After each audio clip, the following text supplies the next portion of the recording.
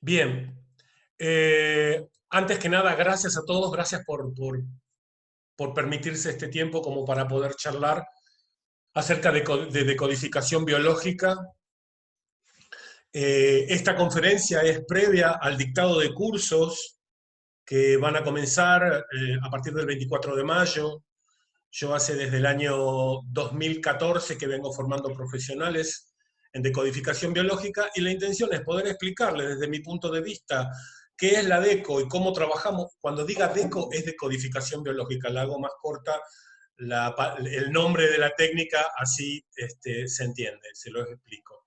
Entonces, la idea es poder explicarles, poder ahondar concretamente en qué es lo que estamos haciendo en nuestra vida cotidiana que nos lleva a enfermar y poder ver opciones, salidas, incluso las personas que por ahí no tengan intenciones de hacer el curso de decodificación biológica, tal vez se lleven tips y eso también me resulta interesante como para que dentro de un rato o el día de mañana o dentro de un par de días digan, ah, no, cierto que este tipo de pensamiento o este tipo de emoción o esto que estoy viviendo necesito reformularlo, necesito redefinirlo. Entonces, en principio, les digo que seguramente van a llevarse tips, van a llevarse frases, voy a estar compartiendo una serie de imágenes a través de PowerPoint, a las cuales ustedes les pueden sacar fotos si quieren, como, porque son premisas muy claras y muy claves acerca de cómo creamos nuestra realidad. Nuestro cuerpo es el mejor cuerpo médico que tenemos. Esto significa que nuestro cuerpo tiene la posibilidad de regenerarse constantemente.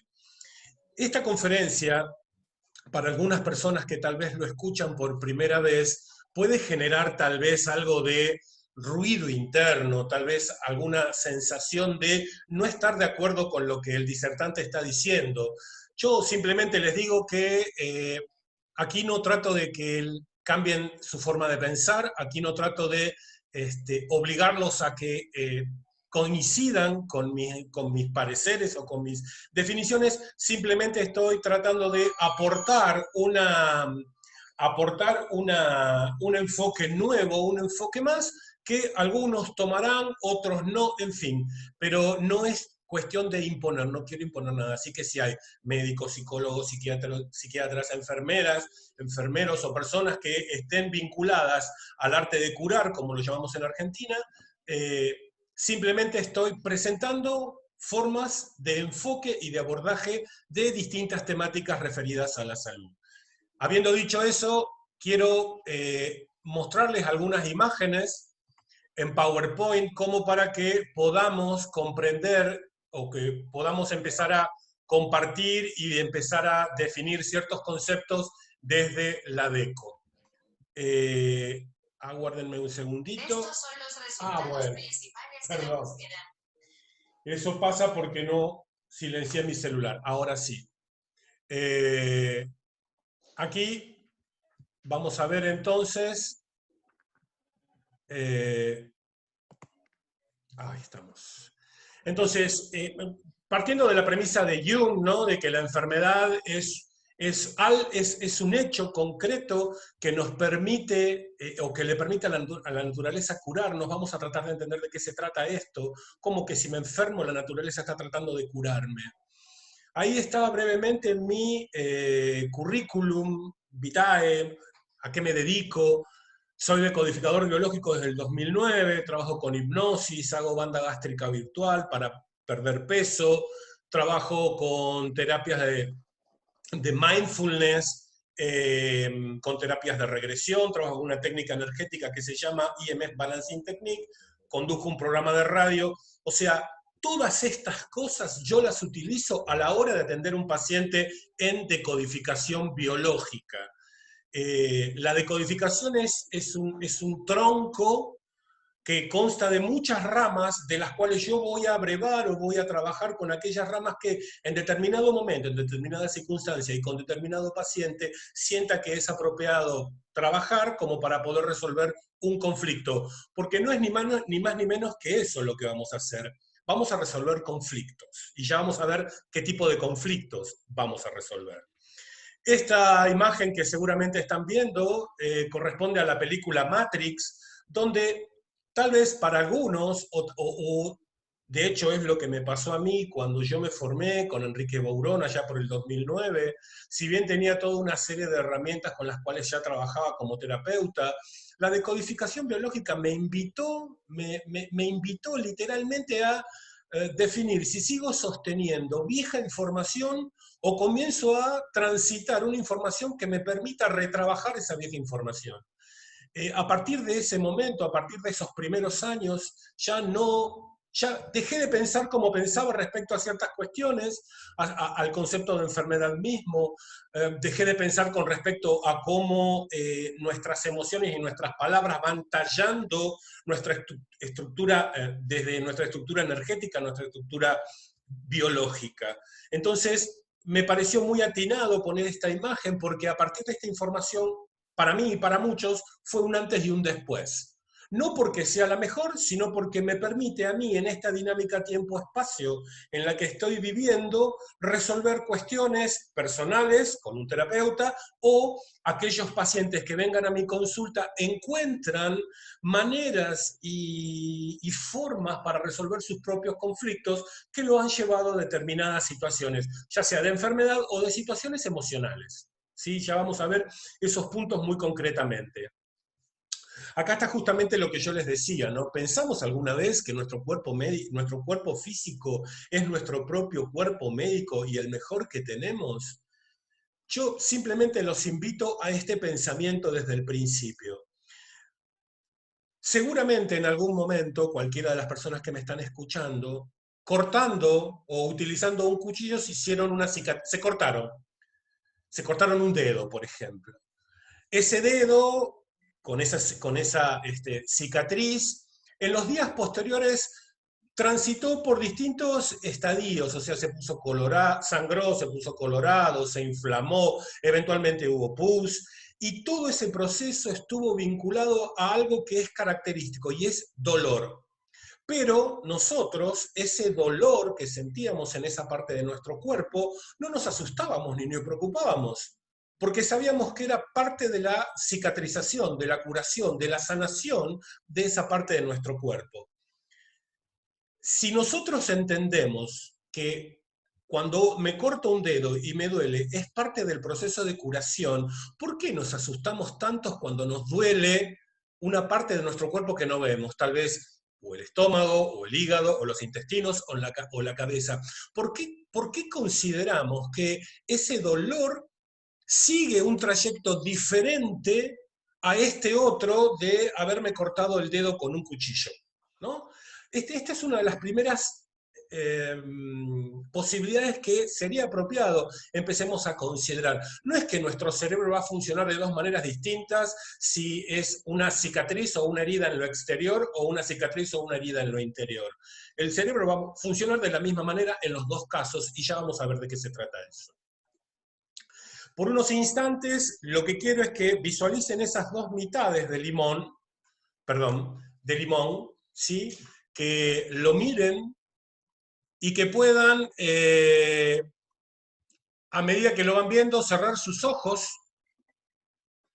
y yo los voy a llevar a una breve visualización. Cierren los ojos y en esta visualización van a ver, van a imaginar o van a pensar en ese limón entero, en un limón entero, amarillo, con esa cáscara porosa. Lo van a tocar al limón, van a sentir la rugosidad de esa cáscara y lo que van a hacer es cortarlo con un cuchillo al medio. Van a ver que esas dos mitades chorrean jugo, hay semillas que se cortaron de manera entera o quedaron enteras o cortadas al medio, y va a chorrear y van a tomar una mitad de ese limón y lo van a pasar por su lengua. Pasen ese limón en su visualización por su lengua. Perciban el sabor. Seguramente lo que han percibido, además del sabor agrio, es que su boca comenzó a generar saliva. Ha producido saliva y el limón en realidad no existió. Lo que existió fue una visualización o un pensamiento vinculado a un elemento que sabemos que es agrio. De todas maneras, el cerebro lo tomó como real y activó la parte de nuestro cuerpo necesaria a activar para disminuir ese sabor agrio, y son las glándulas salivales. No activó otra parte de nuestro cuerpo, activó precisamente esas que están vinculadas a la imagen que yo tenía en mi cabeza, a la imagen o al pensamiento o a la visualización que yo en ese momento experimenté en mi cabeza, en mi cerebro, por así decir. Entonces nos empezamos a dar cuenta que todo pensamiento genera una emoción, que toda palabra que proviene de un pensamiento genera emoción, que toda emoción va a descargar una energía particular, que las emociones no son cosas que nos suceden, sino que son estructuras químicas que uno puede entrar en googlear y ver la química de las emociones y se va a encontrar con toda una serie de elementos químicos que conjugados nos van a dar determinada emoción que a su vez va a ser sentida en determinada parte de nuestro cuerpo. Uno puede con su cabeza fantasear la salida de esta situación que estamos viviendo de pandemia lo mejor posible, o puedo fantasear pensando que va a ser terrible la salida de esta situación. Tanto una como otra da igual, mi cerebro lo va a creer y desde esa creencia va a hacer que mi cuerpo actúe conforme a la creencia que lo sostiene. Es importante entender que nosotros creamos la vida de todos los días, la vida que llamamos vida, a través de 4 vías: pensamiento, palabra, emoción y acción. Todo pensamiento crea, toda palabra crea, toda emoción sostiene y crea, y toda acción, por supuesto, crea. Entonces, en la medida que nosotros no somos conscientes de qué es lo que decimos, desde dónde lo decimos, no nos hacemos cargo de nuestras emociones, elegimos ser políticamente correctos y nos tragamos, como decía mi abuela, esto de la procesión va por dentro, vamos a estar modificando nuestra estructura biológica y ya vamos a ver en un ratito cómo. Aquí tenemos una breve definición de lo que es la decodificación biológica, y también yo coloqué en esta imagen de PowerPoint, en esta placa, que también es la misma definición de otras muy conocidas, que es la bioneuroemoción, la descodificación o la biodescodificación. En realidad, cuando un paciente o un alumno me pregunta qué diferencia hay, todas parten de la misma raíz, Hammer. Ya lo vamos a ver en un ratito. Hammer, que es quien descubre por accidente, y pongo accidente entre comillas, porque ningún accidente es casual, descubre a partir de su propio proceso personal una serie de procesos biológicos que se dieron a partir de un duelo. Todas las personas a posteriori de Hammer o contemporáneas a Hammer, al mismo momento Hammer, como puede ser Claude Sabat, que es la línea que yo sigo junto a Hammer, tienen este mismo inicio, tienen este mismo principio, y cada uno le ha agregado cosas de su propia cosecha, y lo que ha hecho ha sido cambiar el nombre de la técnica, ¿sí? Como para no seguir llamándolo, o llamarlo nueva medicina germánica, en el caso de Hammer, o bioneuroemoción, en el caso del español, o sea, cada uno le ha agregado su propia cosecha, de Corbera, su propia cosecha, y le ha cambiado el nombre. Pero básicamente la decodificación biológica es un sistema de abordaje del sujeto humano desde la comprensión de que es el estrés producido por una vivencia dramática el que va a generar una emoción. O sea, si yo salgo a la calle hoy, salgo cuando termino la conferencia, y cuando salgo alguien me asalta, ese shock espontáneo, esa sensación de miedo, de pánico, o como yo resuelva, o mi cerebro inconscientemente decida resolver esa situación, es todo un grupo de emociones, todo un grupo de neurotransmisores que van a hacer que se activen determinadas glándulas de mi cuerpo y van a hacer que yo me sienta de determinada manera. Este hecho traumático y la forma en la que yo voy a sentir ese hecho traumático es la etiqueta emocional que yo le pongo. Otro, en la misma situación que yo, le puede poner otra etiqueta emocional.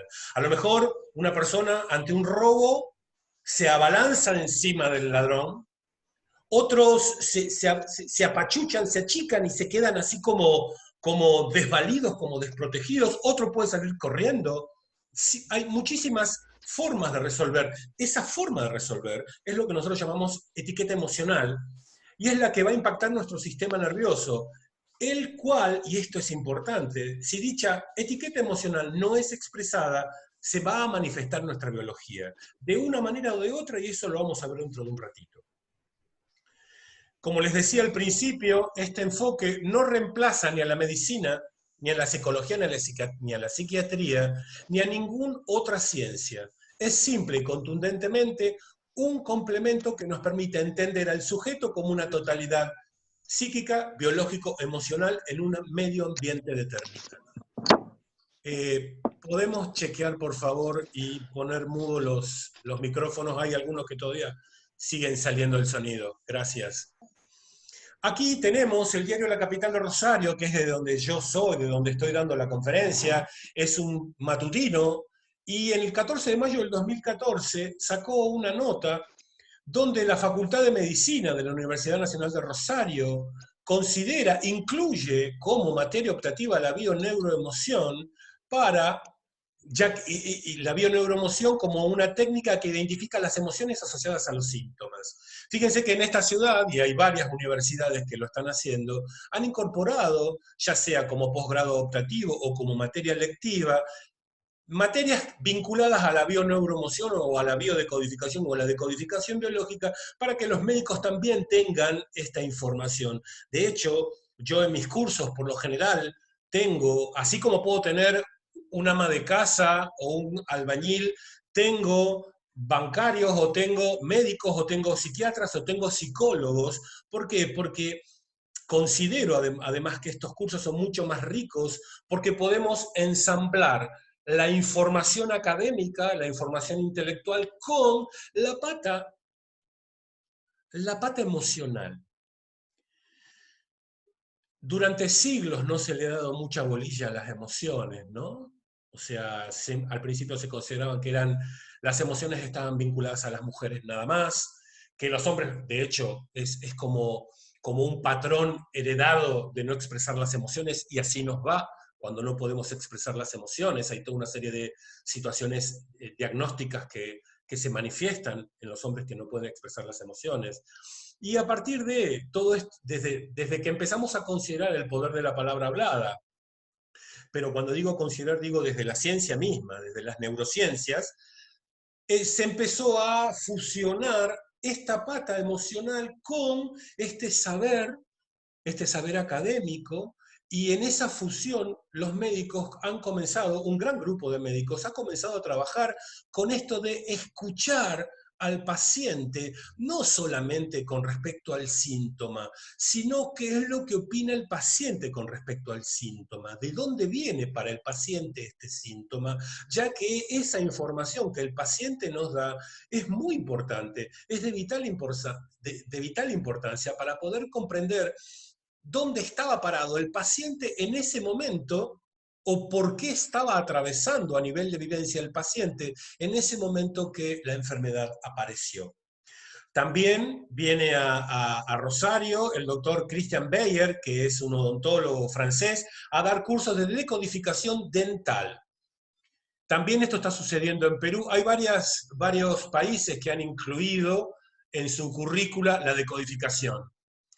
Todo aquello en lo que creo, creo. Fíjense con el ejemplo del limón, ¿no? Por ejemplo, cómo aquellas personas que pudieron cerrar los ojos y visualizaron el limón, de repente, al pasarse esa mitad del limón por la boca, sus glándulas salivales actuaron.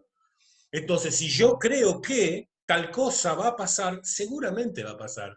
Yo siempre digo a mis pacientes y alumnos, si vos crees que ese pedacito de chocolate te va a patear el hígado, bueno, no lo comas, porque eso es lo que va a pasar, porque en realidad las células nos escuchan constantemente y obedecen al jefe, y el jefe somos cada uno de nosotros en nuestra biología. Es interesante uno de los motivos por los cuales es interesante también la formación en decodificación biológica, es porque durante el transcurso de la formación se ven distintas técnicas y distintas herramientas que van a ayudar a comprendernos y a comprender. El primer proceso que sucede en los cursos es cómo comprenden y cómo asimilan los alumnos durante el proceso del curso. Van produciendo cambios, hay entendimientos, a veces hay alumnos que me dicen, vos sabés que terminé el domingo de tomar módulo, qué sé yo, 2, y entré en un estado gripal, o tuve una descompostura de estómago, o tuve una enterocolitis. Bueno, todos esos procesos son porque, como decimos en Argentina, a partir de estos entendimientos, los patos se nos van acomodando. Comenzamos a comprender desde otro lugar mucha información que antes la teníamos vedada, ahora empezamos a entender el vaso medio lleno, o empezamos a ver la totalidad del vaso. Tu historia, tus creencias, tus pensamientos, tus palabras y tus emociones crean, marcan y programan tu cuerpo. Algo sumamente interesante de comprender es que el cerebro, y cuando hablo de cerebro primigenio, este cerebro que compartimos con el resto de los animales, no del intelecto, no hablo del intelecto, no hablo del neocórtex, sino que hablo con las capas más antiguas de nuestro cerebro, no tiene humor. Nuestro cerebro no tiene humor y no entiende el humor que sostiene un chiste que habla en mi contra. Cuando yo digo qué tonto que soy y lo sostengo y lo afirmo, mi cerebro escucha. Y como ese tonto que yo soy, en cierta medida, tal vez tenga que ver con un recurso que yo utilizo sostenidamente, o con ciertos hábitos que se escuchaban en mi papá, con mi papá en mi familia, o algo heredado, mi cerebro va a crear situaciones en las cuales yo voy a estar confirmando ese nivel, esa sensación, esas situaciones que me van a hacer confirmar que soy tonto. Yo siempre le digo a todos que el cerebro es nuestro mejor amante. Siempre nos va a decir, sí querido, sí querida. Si yo creo, creo.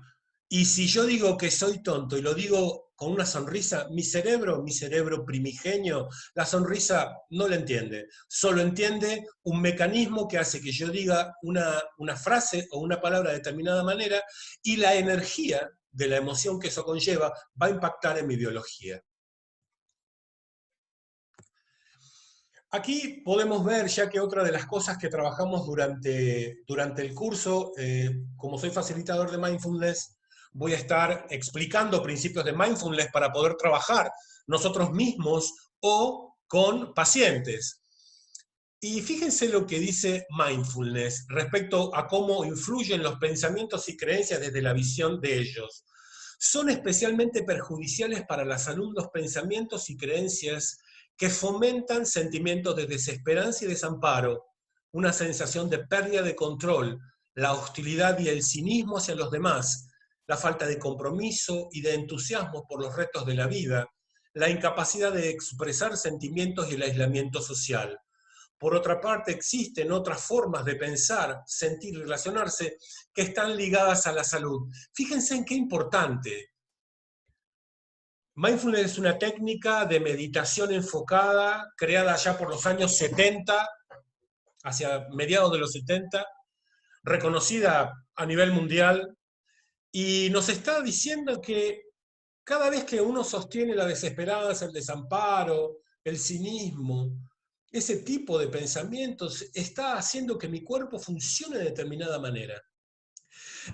Yo les pregunto a ustedes, ¿les ha sucedido alguna vez que han tenido algún problema con alguien o alguna situación que veían o que pensaban que era complicada de resolver? ¿Y cómo hemos estado en esos momentos rumiando como las vacas o los toros con ese problema? ¿Cómo se sentía nuestro cuerpo? ¿Cómo sentíamos tal vez una presión o a nivel de garganta o a nivel de pecho o a nivel de estómago? ¿O nos sentíamos eléctricos o nos sentíamos con ganas de salir a pegarle a alguien? Todo eso simplemente estaba producido por un pensamiento rumiante, por por un circuito vicioso que hacía que yo constantemente rumiara un pensamiento sin creer en ese momento que este hecho de pensar y de rumiar me estaba perjudicando en algún aspecto. Hoy por hoy está comprobado que el hecho de rumiar situaciones, estar dándole la calecita mental, nos enferma.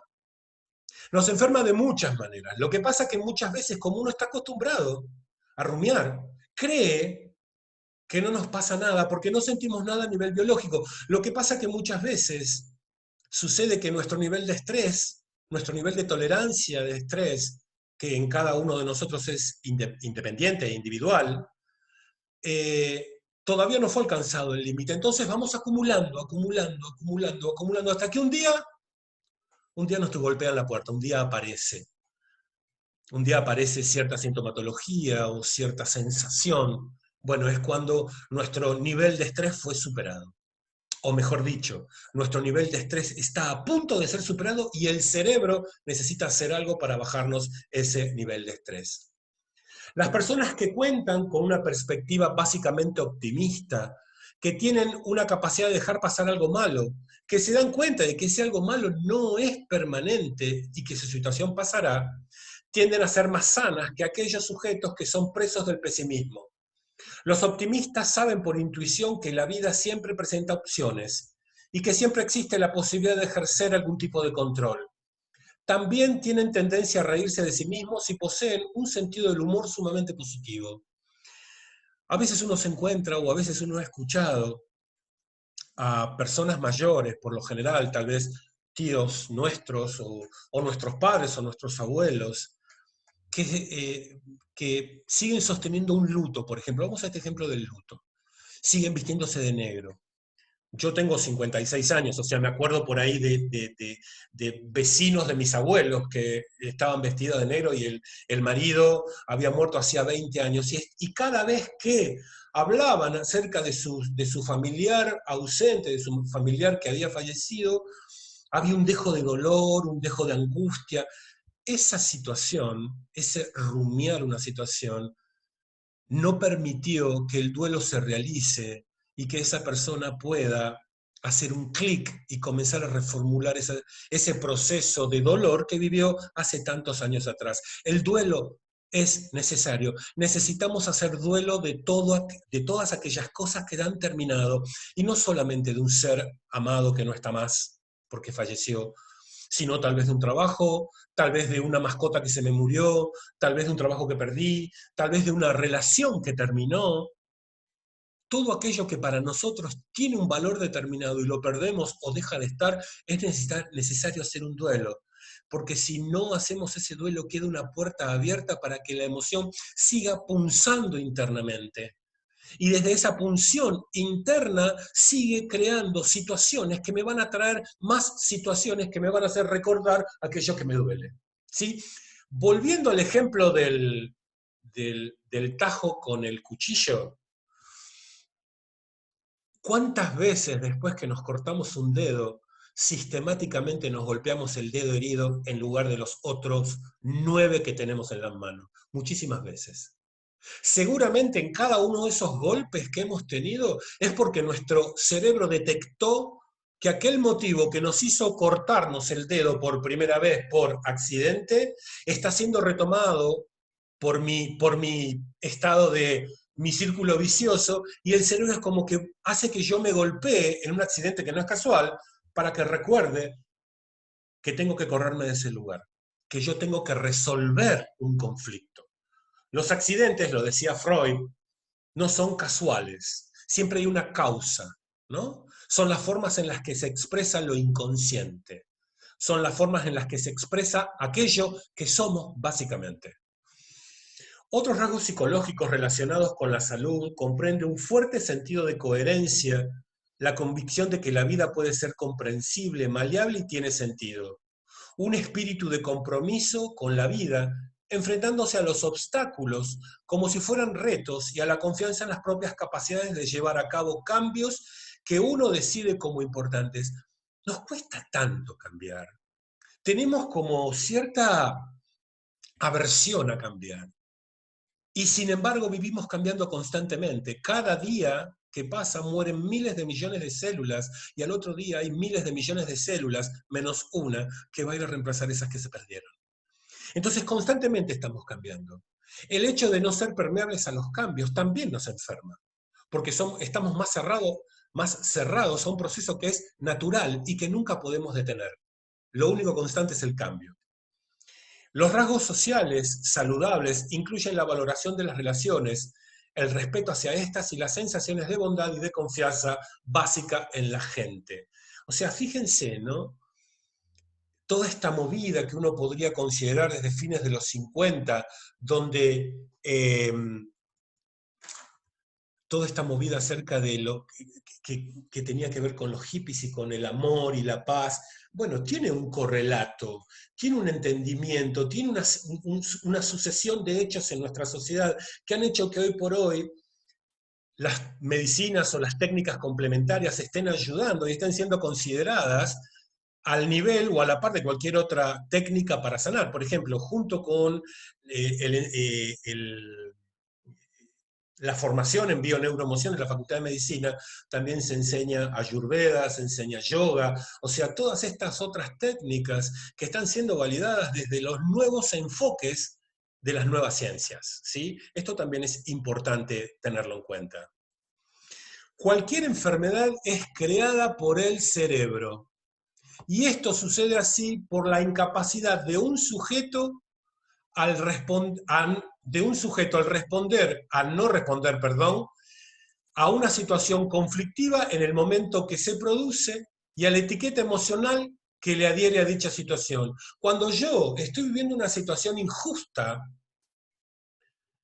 y elijo no decir nada, elijo ser políticamente correcto, me lo trago, ¡clup! Me trago ese sapo. Esa situación en la cual yo me trago y que muchas veces lo percibo a nivel físico y biológico, se va a juntar con un montón de situaciones similares y en determinado momento, cuando mi nivel de estrés, según mi cerebro, es muy alto, mi cerebro tiene que hacer algo para bajar ese nivel de estrés.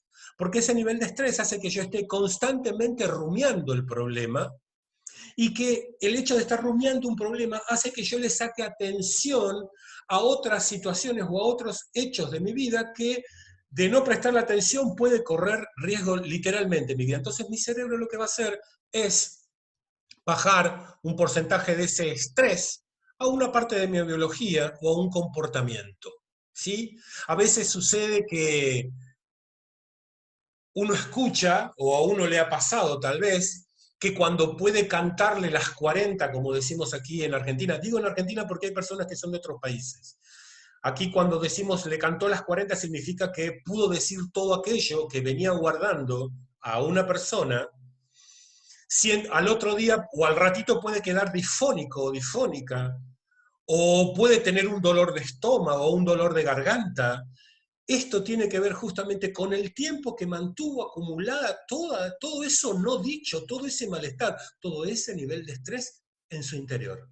Cuando lo dice, cuando lo puede poner en palabras, aparece el dolor, de la misma manera que aparece el dolor en el proceso de curación cuando me corto el dedo.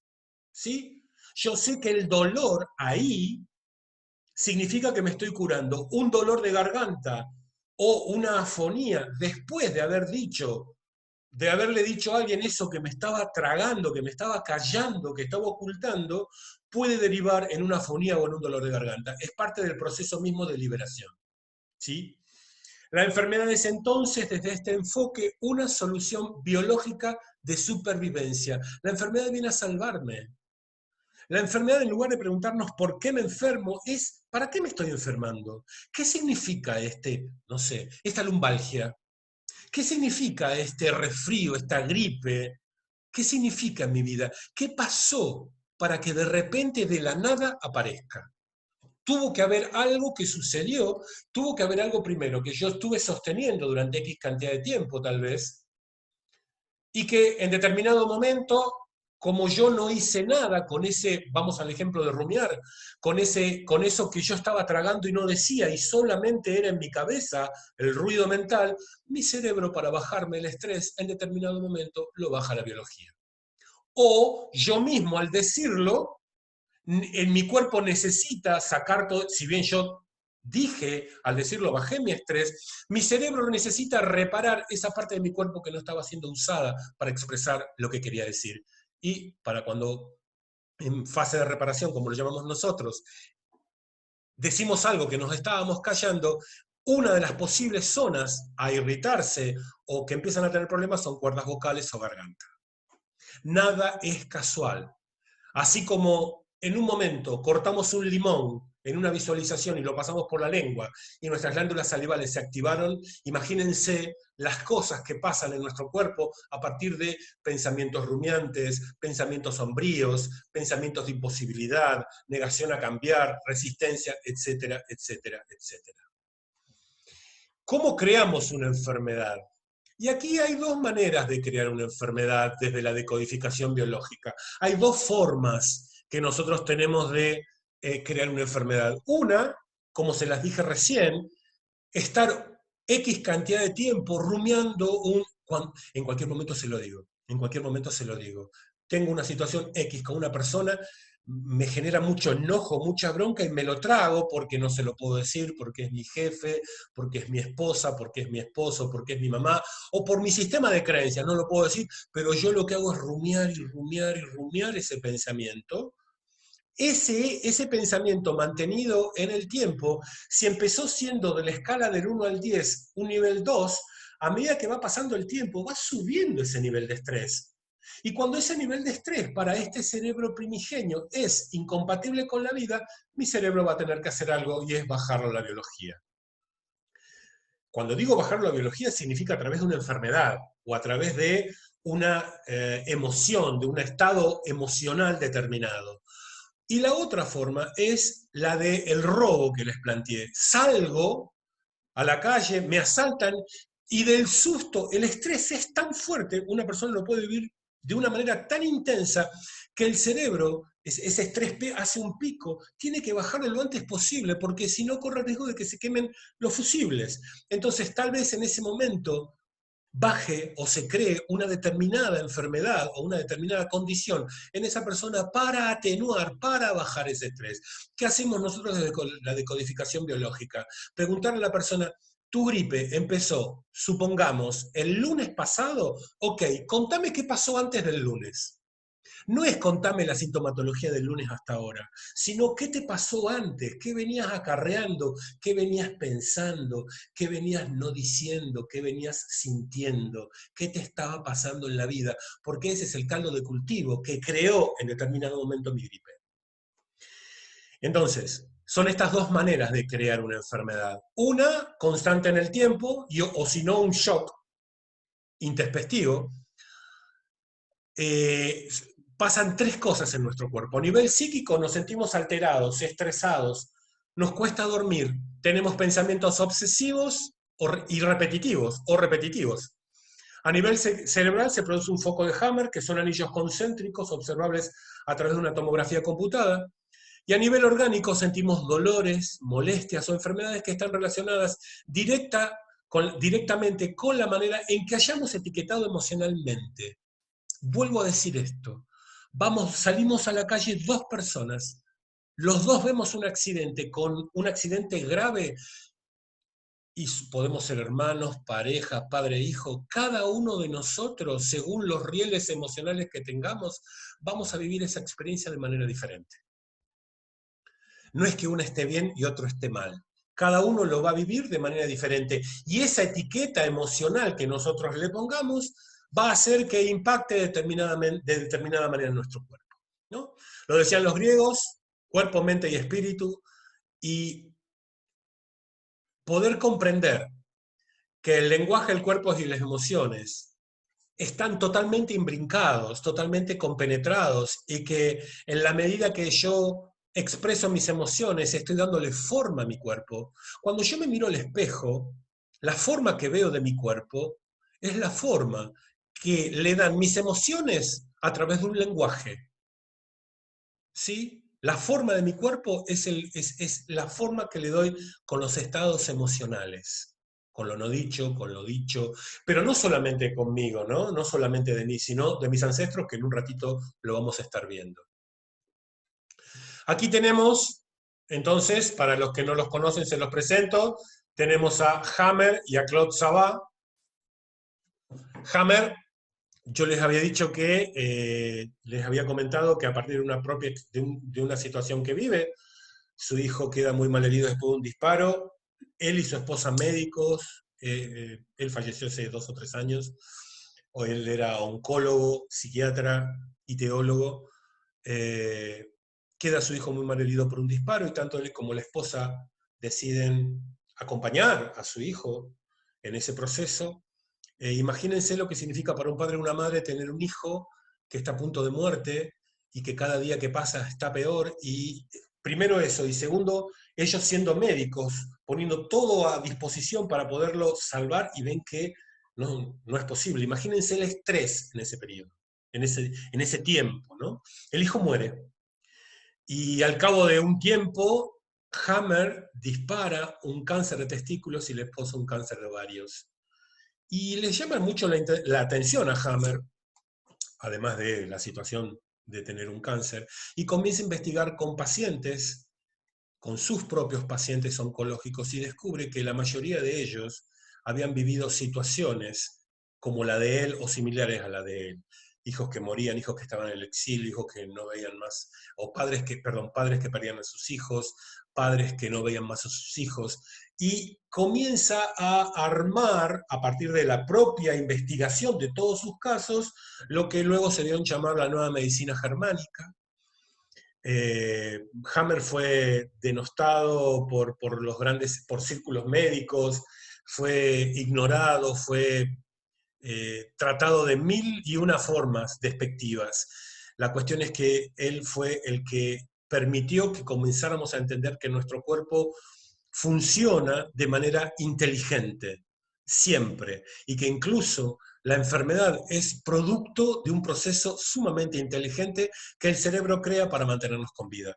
Claude Sabat, francés, contemporáneo, o sea, Claude Sabat vive hoy por hoy en Canadá, también venía haciendo los mismos descubrimientos que Hammer, en un tiempo trabajaron juntos, después dejaron de trabajar, pero los dos se enfocan y sostienen que toda enfermedad es, dicho de una manera sencilla y utilizando una manera, como lo decía Jung, toda enfermedad es una palabra no dicha. Es eso, es esa situación, ese hecho histórico que yo no resuelvo y que voy constantemente rumiando, sin cambiar, sin definir, ¿sí?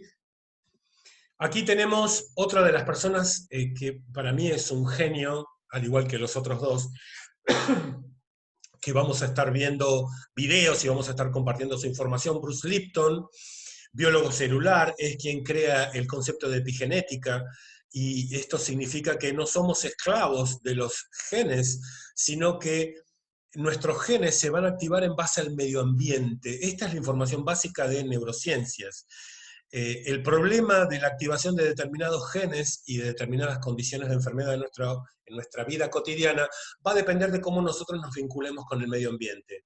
Cuando hablo de medio ambiente, quiero decir y quiero expresar todo lo que me rodea, incluso la forma de pensar que yo tengo sobre situaciones del pasado.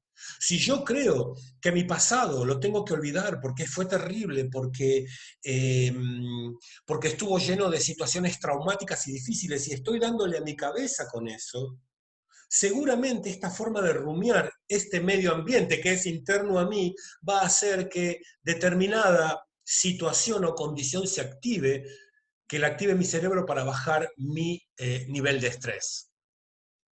Fíjense lo que dice Bruce Lipton. Somos lo que vivimos y pensamos. Cambiar nuestra manera de vivir y de percibir el mundo es cambiar nuestra biología. Importantísimo. Los estudios que empecé hace 40 años demuestran que las células cambian en función del entorno. Es lo que llamamos epigenética. Epi significa por encima de la genética, más allá de ella. De acuerdo al entorno y a cómo tú respondas a él, determinarás lo que tus genes creen. Un gen puede crear 30.000 diferentes variaciones. Menos del 10% del cáncer es heredado. es el estilo de vida lo que determina la genética. Aprendemos a vernos como nos ven, a valorarnos como nos valoran. Lo que escuchamos y vivimos nos forma. No vemos el mundo como es, vemos el mundo como somos. Somos víctimas de nuestras creencias, pero podemos cambiarlas. El subconsciente almacena nuestras creencias y es un procesador de información 1 millón de veces más rápido que la mente consciente y utiliza entre el 95 al 99% del tiempo la información ya almacenada desde nuestra niñez, incluso información ancestral, como un referente. Por eso, cuando decimos algo conscientemente, como por ejemplo, ganar más dinero, si nuestro subconsciente contiene información de que es muy difícil ganarse la vida, no lo conseguiremos. Bruce Lipton, hoy por hoy, otro que cuando empezó con sus investigaciones fue vapuleado por la opinión pública, por los grupos médicos, y sin embargo hoy por hoy es uno de los referentes más importantes a nivel mundial acerca de las cuestiones de genética.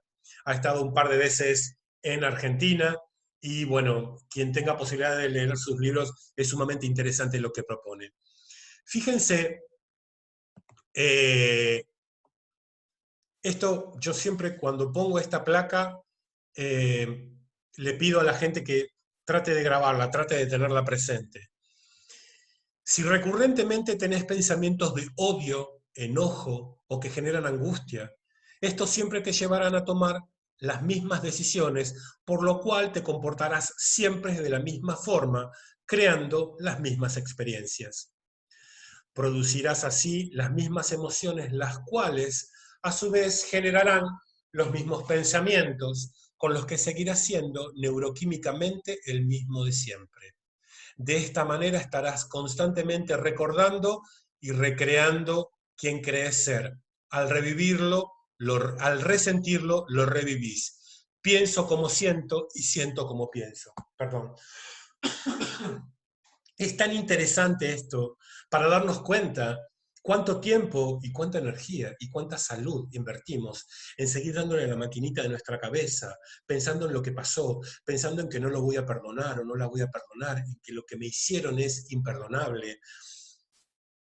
Todo este tipo de pensamientos que lo que hacen es sostener determinado nivel emocional, hace que mi interior, mi cuerpo siga siendo un caldo de cultivo para que en determinado momento mi cerebro diga, basta, hasta acá llegaste, no estás solucionando nada, ni con tu palabra ni con tu acción. Lo que voy a hacer es yo tomar las riendas y bajar una parte de este estrés para que vos puedas seguir viviendo la vida lo mejor posible.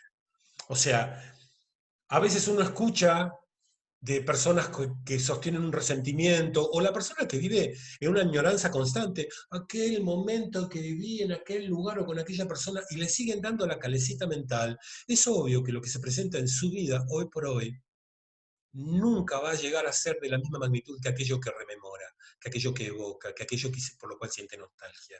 Recuerden, creamos la vida a través de 4 vías: pensamiento, palabra, emoción y acción. Si no somos conscientes de esto, estamos en problemas.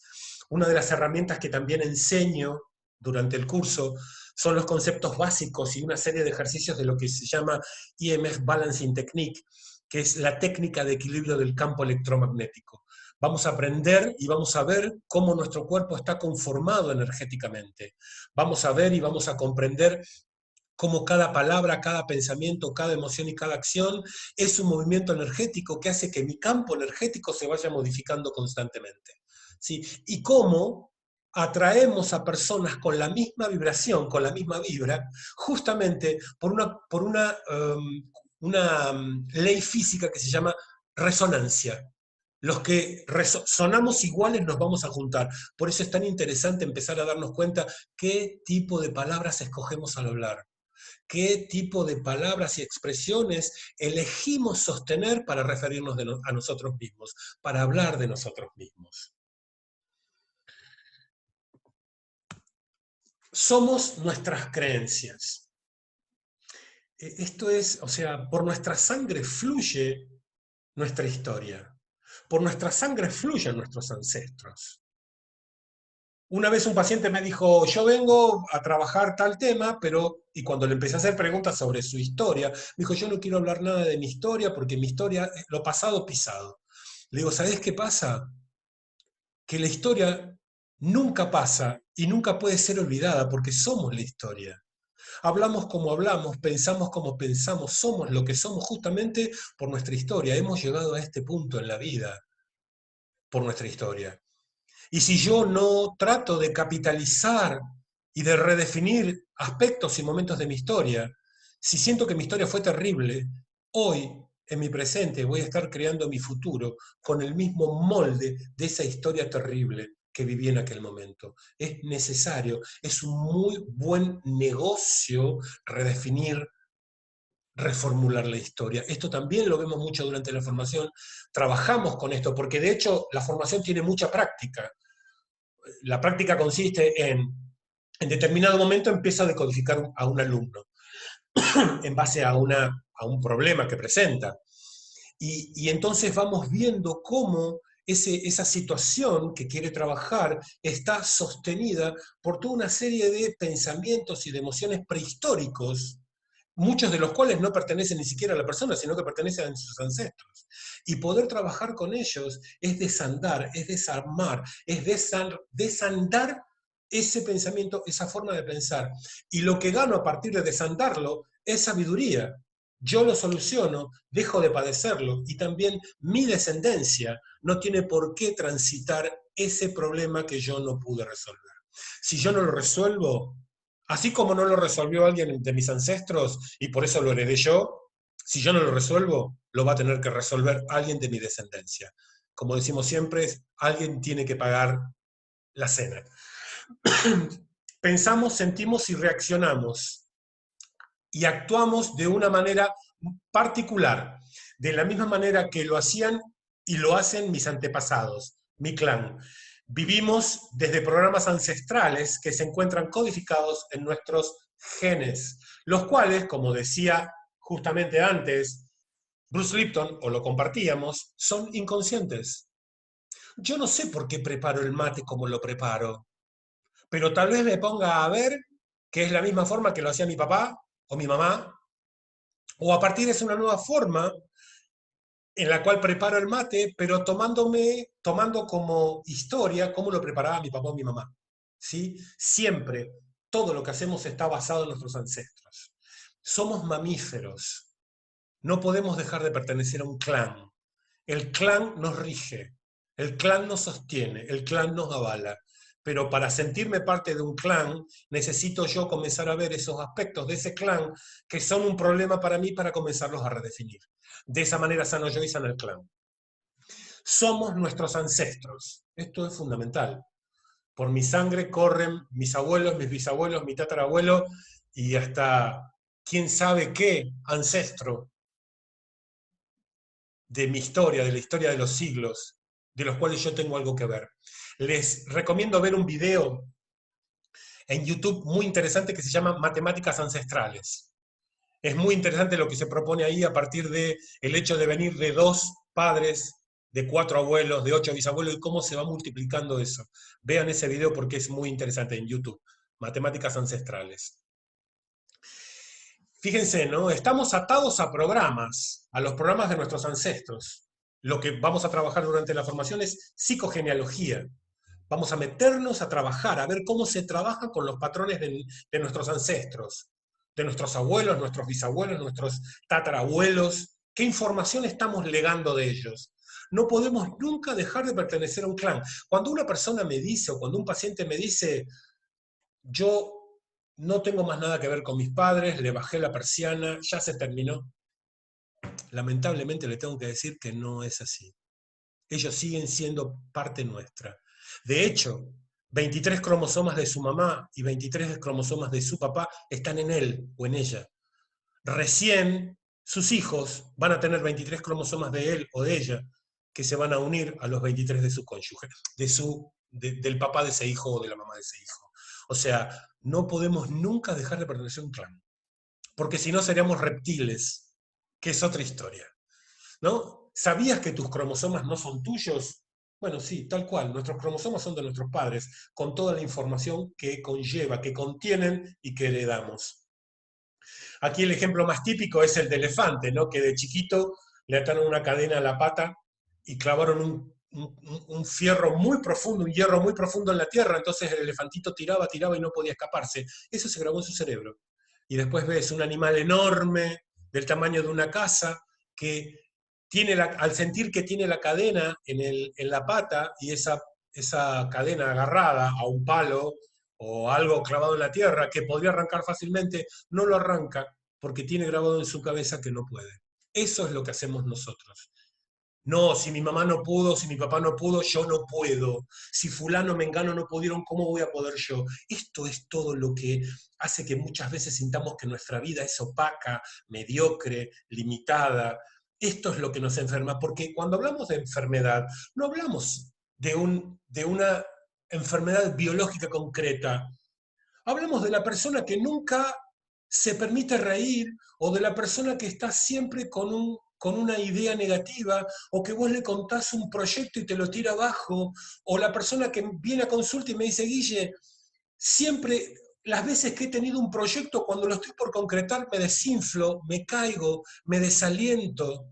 Todos esos son problemas. No son normales, normales entre comillas, ¿eh? O sea, ¿qué quiero decir con esto? Son totalmente trabajables. Vinimos no a sostener la mediocridad, vinimos a expresar lo mejor que somos. Y lo mejor que somos solo puede expresarse si nos reinventamos con lo que tenemos de nuestros ancestros, más el plus que le agregamos nosotros, de nuestro intelecto, que representa tan solo el 5% de nuestras creencias. 95% inconsciente, un 5% consciente. Pero con ese 5% puedo hacer maravillas. Esta frase de François Dolto, psicoanalista francesa, lo que se calla en la primera generación, la segunda lo lleva en el cuerpo, es tal cual. Porque aquello que yo me callo, mi descendencia lo va a llevar. Si yo tengo un conflicto que no resuelvo, lo va a heredar. Y como va a responder a la misma situación de la misma manera que yo respondía, a nivel genético, como veíamos antes, se va a abrir esa posibilidad de que tenga esa enfermedad o ese problema que yo tuve siendo su antecesor, su ancestro. ¿Para qué me sirve todo esto, este conocimiento? ¿Puedo curarme? ¿Qué tengo que hacer? Todos podemos curarnos. Aunque a veces la cura implique muerte. ¿Sí? Esto, otra de las cosas que en un punto trabajamos en la decodificación es hablar de esta información acerca de reencarnación. O sea, la formación de decodificación es como un gran girasol. Cada uno de los pétalos es una herramienta que se explica. Hay personas que no creen y no las van a utilizar, pero de todas maneras se explica, se va a explicar hipnosis, se van a hacer hipnosis, se van a hacer regresiones. O sea, ¿para qué? Para que el día que la persona termina la formación, si decide ser decodificador, pueda utilizarla, si la siente como propia, si la trabajó y quiere utilizarla, la puede utilizar con sus pacientes.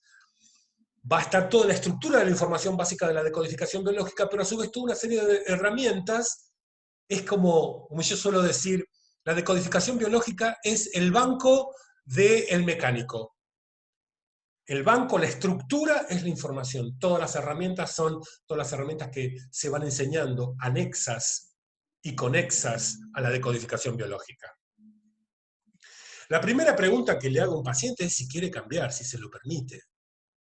Porque cuando tengo un paciente que me dice, no, yo así estoy bien, o esto no lo puedo cambiar, o no puedo perdonar, o no me puedo olvidar, y ya estamos en un problema.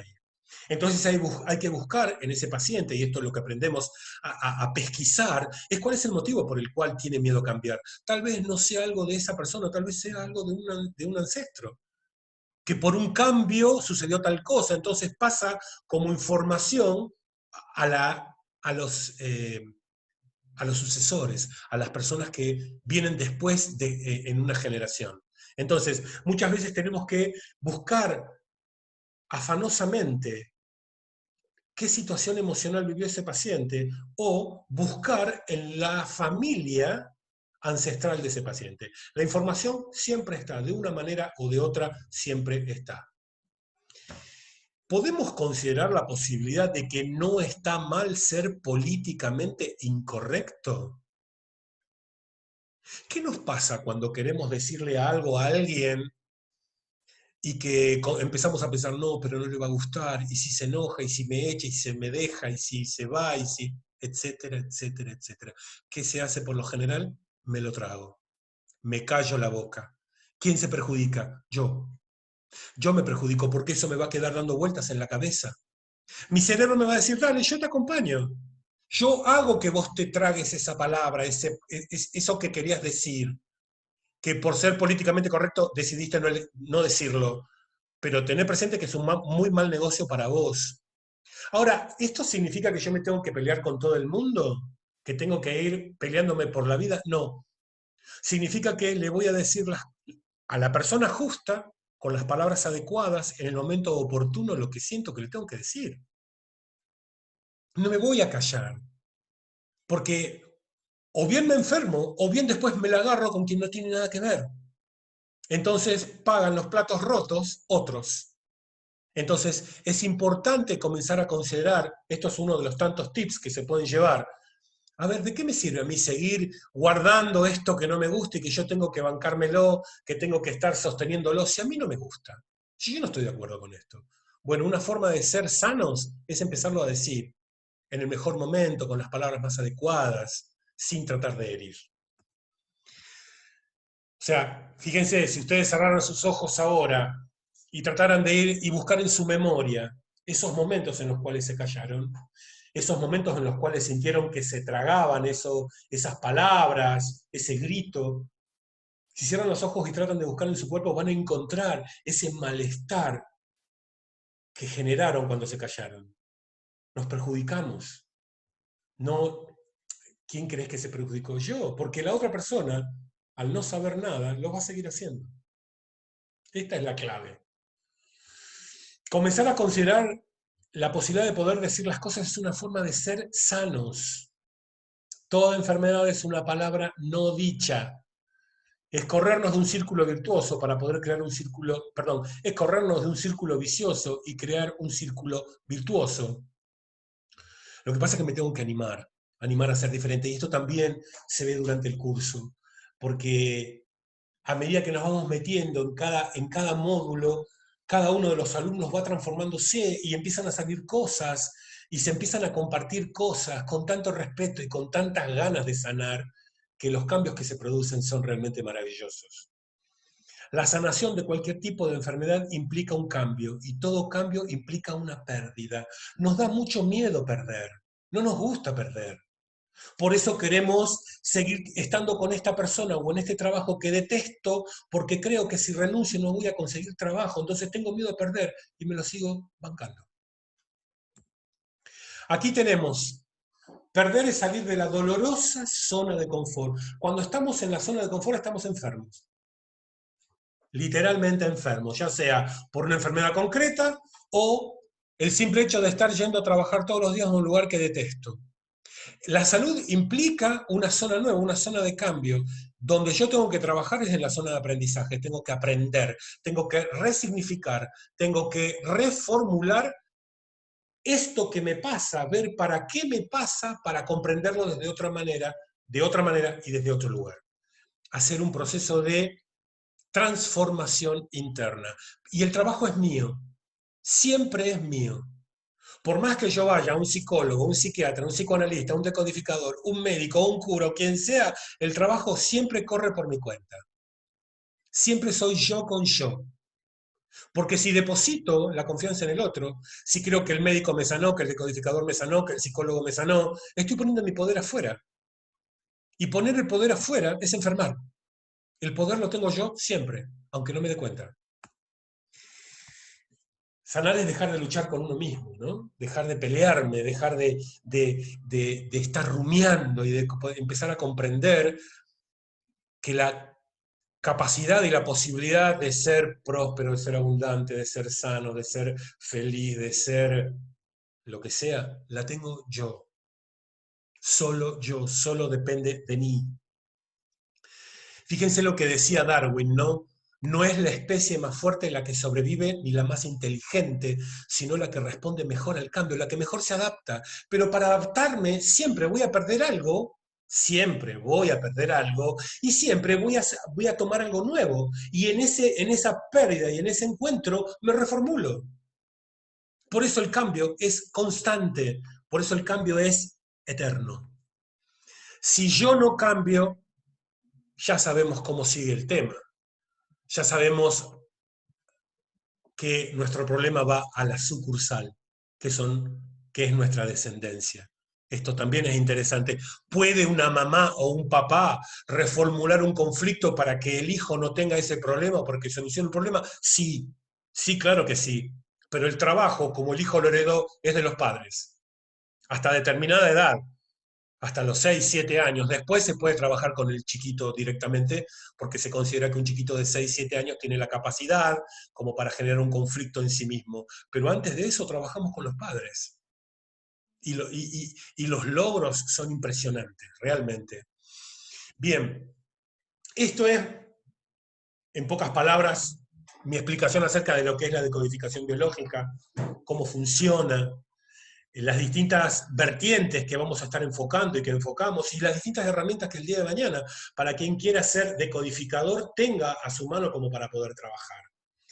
En estos tiempos uno podría pensar que debido a la situación económica derivada de esta situación de pandemia, la situación económica va a estar mal y que voy a tener que seguir teniendo o que va a ser difícil que yo pueda trabajar con mi anterior trabajo, con mi anterior producción, porque no va a haber plata para, en fin, todas estas cosas que hoy por hoy uno escucha en los medios, pero tal vez puedo tomar la decodificación biológica como una herramienta para poder trabajar conmigo primero, trabajar con pacientes luego, generar una diferencia y seguir ayudando a personas que quieren y que eligen cambiar para sanar.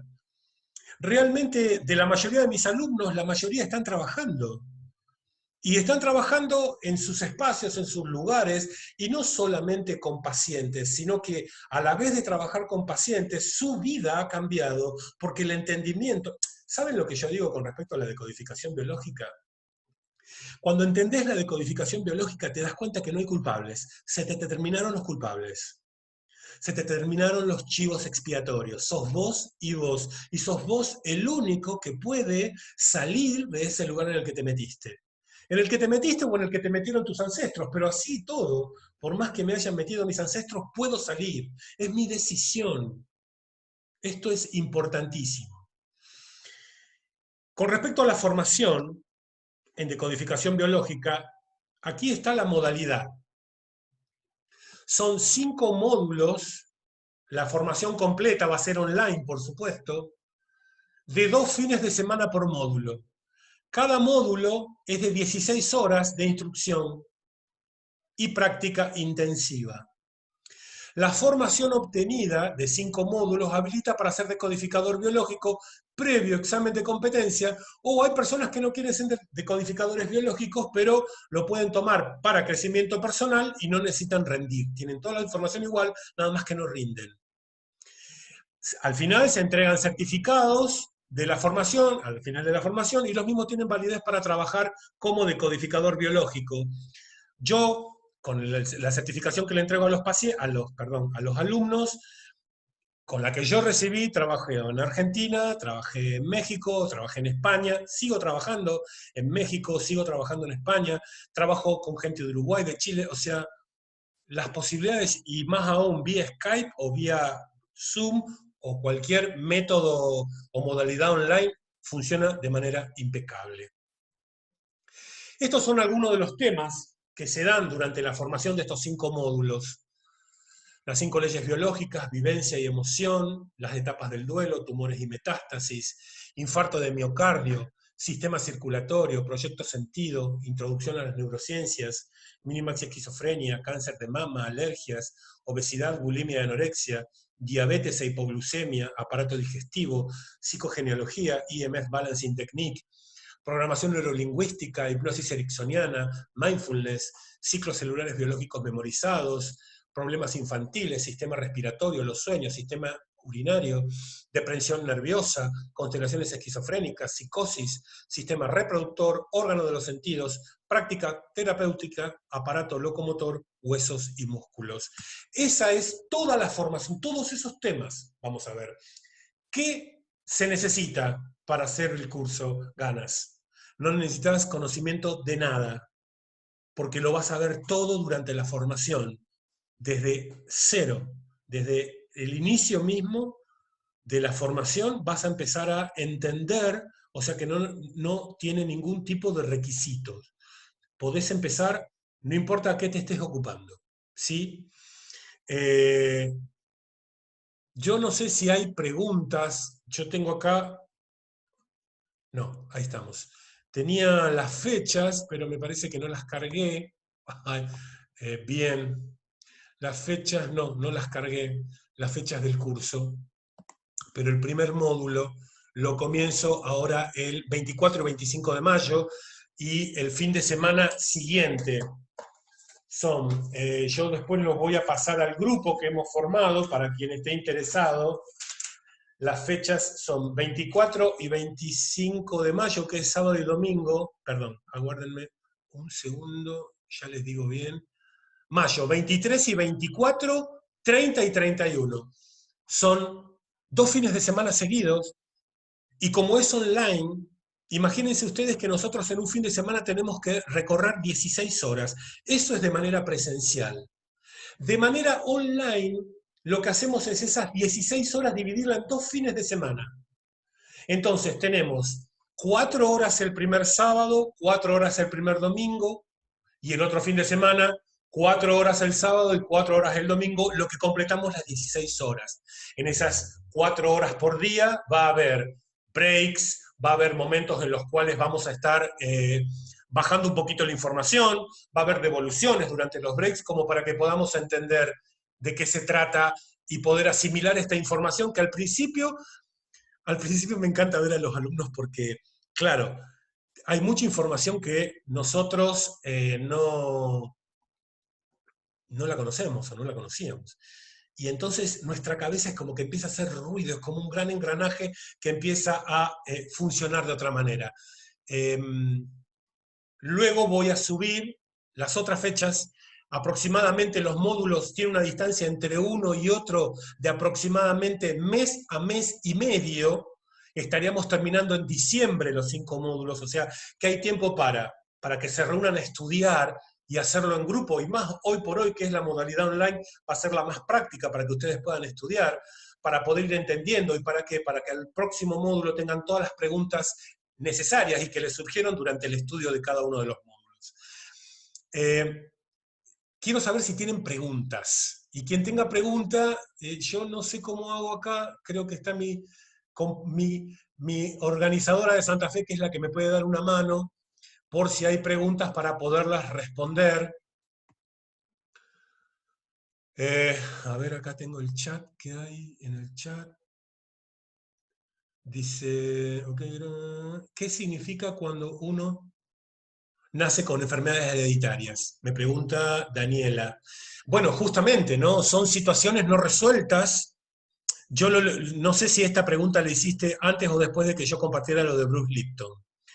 En realidad, las enfermedades van a aparecer a nivel genético cuando yo reaccione exactamente igual que aquel ancestro que tuvo esa enfermedad. Hay personas que de uno o dos padres diabéticos, hay hijos que no son diabéticos o hijos que hacen diabetes luego, o hijos que no hacen nunca diabetes. Va a depender de cómo se vincule con el medio ambiente. Cada uno, si bien venimos de papá y de mamá con 23 cromosomas cada uno en su propia historia y con su propia historia va a activar ciertos patrones de uno o de otro y de ambos. Y eso va a hacer que cada uno en su fase de reparación, como llamamos de la decodificación biológica, represente o manifieste una enfermedad o una condición u otra. ¿Sí? Pero desde la decodificación biológica podemos encontrar el kit de esa situación. Un paciente, y esto es importante también, yo se lo digo siempre a mis pacientes, aquel que se cura, primero, se cura porque elige curarse. Hay pacientes que vienen a la consulta y no quieren curarse. ¿Qué quiero decir con esto? No quieren cambiar. Quieren seguir sosteniendo lugares de displacer. Quieren que el terapeuta les siga diciendo, claro, el problema es de tu mamá o de tu pareja o de fulano o de mengano o de tu trabajo. Freud lo definía como eh, no como zona de confort, el beneficio secundario de la enfermedad. Hay pacientes que están instalados en ese lugar y lo que están buscando es gente que lo justifique y que digan, sí, esa enfermedad que vos tenés es debido a la culpa de fulano o mengana. Se va a curar aquel que quiera curarse, aquel que tenga ganas de meter la mano en su interior, en su historia, y comenzar a desarmarla, a verla, como para comprender para qué está viviendo lo que está viviendo. No buscamos culpables, buscamos responsables. ¿Sí? Y esto a veces es interesante y uno lo ve mucho cuando trabaja con pacientes que tienen que trabajar a su vez con parientes muertos, papás o mamás o abuelos que están muertos, porque hay personas que no quieren tocar eso, pero justamente es necesario tocar porque seguimos atados de una manera o de otra a ese legado que está muerto, pero en realidad sigue vivo en mí. Entonces es necesario trabajar en estas dinámicas y esto es lo que se aprende durante todo el curso. Dice, ¿qué dice acá? Aguárdenme, que me están escribiendo. Escucho perfecto aunque no tengo cámara, bla, bla, bla, bla. Bueno, expliqué lo de la enfermedad. Eh, la palabra es una acción en tanto y en cuanto la palabra que yo digo tenga que ver con lo que siento. Porque yo puedo decirte, hola, que tengas un buen día, y por dentro estoy diciéndote reventá. Entonces, esa palabra no es acción. Eso es, sigo sosteniendo lo mismo de siempre. Entonces, es acción cuando cambia, cuando hago algo, porque si no, mira, la naturaleza es tan sabia que nos dio dos orejas y una boca. O sea, hay que escuchar y hablar en esa proporción. Pero cuando hablamos, es necesario poner la palabra con sentido, no hablar por hablar. Yo a veces doy ejemplo en los cursos. Hablamos tan mal en términos generales, y voy a hablar de los argentinos, que hablamos pésimamente mal. Hoy escuchás a un adolescente que te dice estoy enamorado mal, para decir que está muy enamorado. Y el mal para cerebro es mal, no es bien. Y como eso tenemos infinidad de casos. Aquel que dice tengo una suerte terrible, terrible es terrible. Además del tema de la suerte, que bueno, el que cree en la suerte todavía podría seguir creyendo en los Reyes Magos tranquilamente, pero suerte terrible es algo imposible de considerar, sin embargo lo seguimos creyendo. Entonces, como la palabra crea, por más que yo lo diga riéndome, el chiste y su relación con lo inconsciente, Freud, somos sujetos de palabras. Las palabras nos definen y las emociones nos marcan. Por eso es tan importante poder, antes de hablar, primero escuchar al otro, fundamental. Y antes de hablar, ver de qué manera puedo construir lo que voy a decir de la manera más apropiada, donde no quede entrampado en lo que digo. Cuando alguien me dice, che, ¿me haces un favor? No contestar como loco, sí, sino decir, a ver, contame, ¿de qué se trata? Tomarme mi tiempo.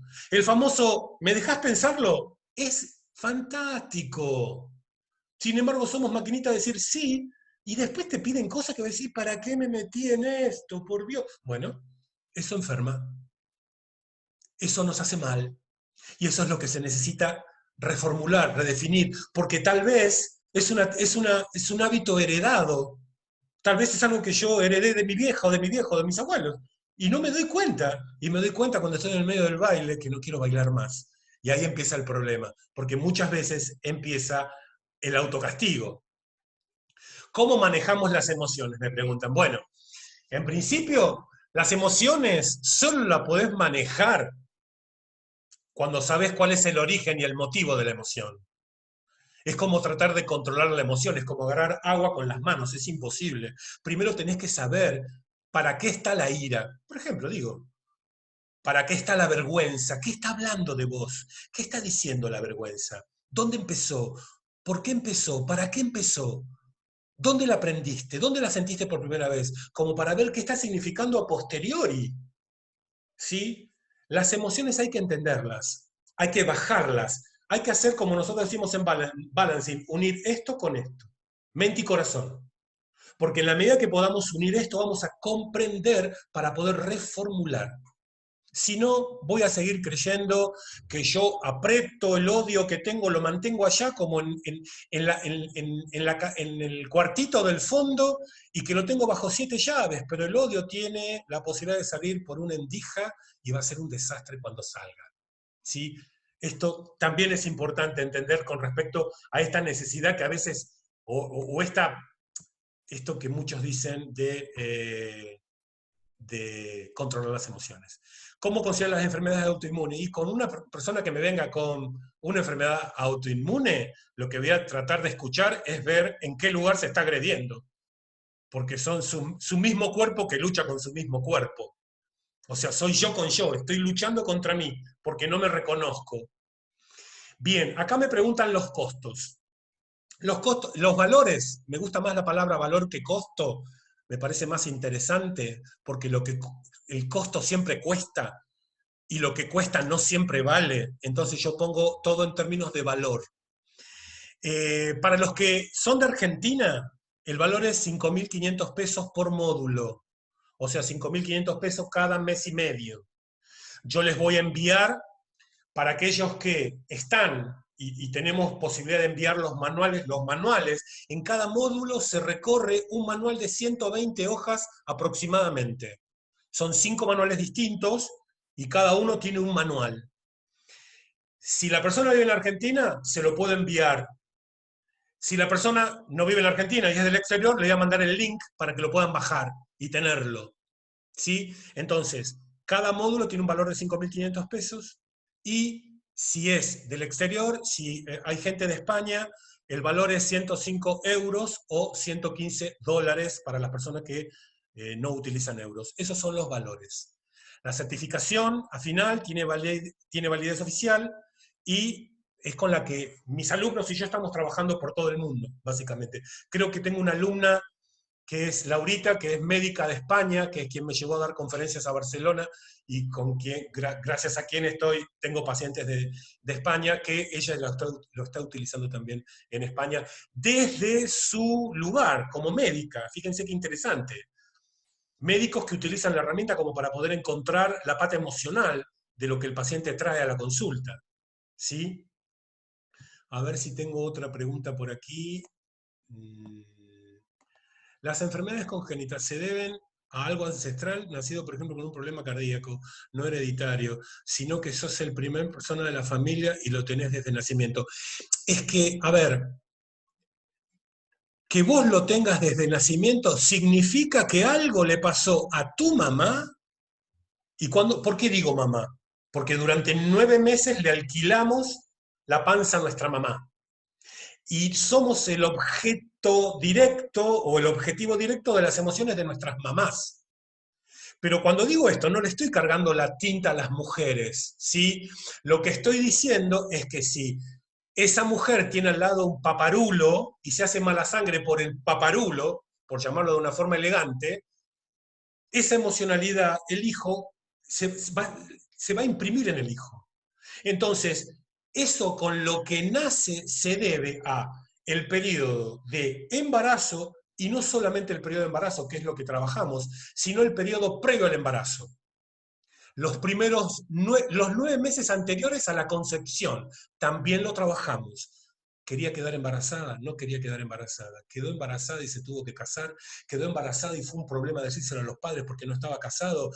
Desapareció él. En fin, toda esa cuestión, esas cuestiones que vive la mamá, hace así, va directamente a la sucursal. Por más que sea, o sea, es inconsciente. No es que estamos diciendo que la mujer lo haga a sabiendas, es inconsciente. Entonces, cuando una persona nace con una enfermedad, tenemos que ir a buscar la historia de los padres en ese periodo que se llama embarazo y en la previa al embarazo, en esos 9 meses previos al embarazo. Ahí vamos a encontrar. Incluso, tal vez, puede ser un miedo que dispara la mamá, pero fue un miedo que heredó de su mamá o de su abuela cuando estaba por parir. O sea, cuando te metes en esto, las posibilidades son infinitas. Pero hay algo que es claro. La cantidad de decodificadores que somos, la cantidad de maestros que estamos laburando de esto, y vemos los resultados en nuestros pacientes, y vuelvo a decir, nosotros no decodificamos, decodifica el paciente. Nosotros lo que hacemos es linkear, tirarle esto para ver si el paciente, porque lo está diciendo, porque lo está representando, de nada sirve que yo se lo diga, porque eso es como resolver el problema a un chiquito que tiene que aprender a partir de la propia resolución. Entonces, cuando linkea, su cerebro dice, al fin te diste cuenta. Y comienza a desarmar todo lo que tuvo que armar para mantener ese nivel de estrés. Es impecable. Es un proceso realmente que a veces nos parece mágico, pero no tiene mágica. Es lógica biológica. Nuestro cerebro es nuestro mejor amigo. La enfermedad no vino a matarme, la enfermedad vino a decirme que en un punto me perdí a nivel emocional. Fíjense esto, ¿eh? En un punto a nivel emocional me perdí. Eso es lo que me dice la enfermedad. ¿Cuál es mi función? Ver dónde me perdí, para qué me perdí, qué había antes de perderme, qué es lo que me llevó a perderme. Son todas estas preguntas con las que trabajamos en decodificación biológica. Los resultados son impecables, pero vuelvo a decir esto que les dije antes. Se sana quien tiene ganas de sanar. Podés tener el mejor médico, podés tener el mejor psicoanalista, el mejor psicólogo, que si vos no querés sanar, que si vos no querés cambiar, no va a pasar nada. Bueno, hasta acá llegué. Eh, Nos tenemos, creo que casi todos, por WhatsApp. Quien no, me escribe y lo agrego al grupo de WhatsApp. Quien quiera empezar por la formación, yo voy a subir las fechas ahora al WhatsApp que tengo de todos los asistentes y ahí lo vamos armando. Muchísimas gracias, me encantó poderlos hablar, poder estar con ustedes, charlar. Y bueno, hasta el próximo encuentro. Muy amable. Gracias. Chao.